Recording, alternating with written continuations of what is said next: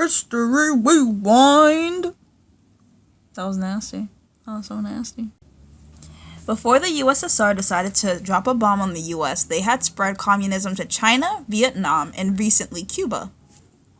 After the Bay of Pigs incident, Soviet leader Nikita Khrushchev, whatever his name is, thought we were weak.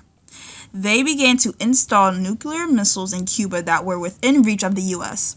However, this was in response to us putting missiles in Turkey and Italy that were within reach of Moscow.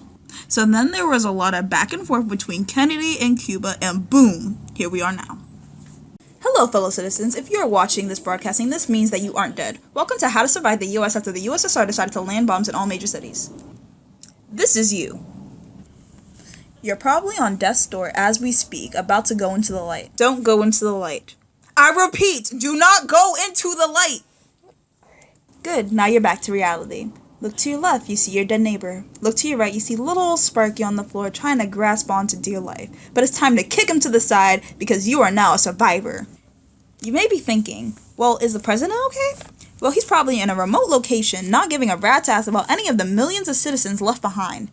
So, who's in charge? Well, no one is. This is a dog-eat-dog world out there, and you are now independent. But now you begin to question if you should step up and lead your country to its former glory. Hell nah! You need to fend for yourself. Now, how do you keep yourself alive? Well, currency is meaningless in this world, and there are no food rations, so you have to rely on your warrior instincts. You see a baby with a lollipop, you take that sugar. You go into a deli, you eat them bagels. You need to do anything to be able to eat. Survival is your #1 priority. Now, let's take a look around.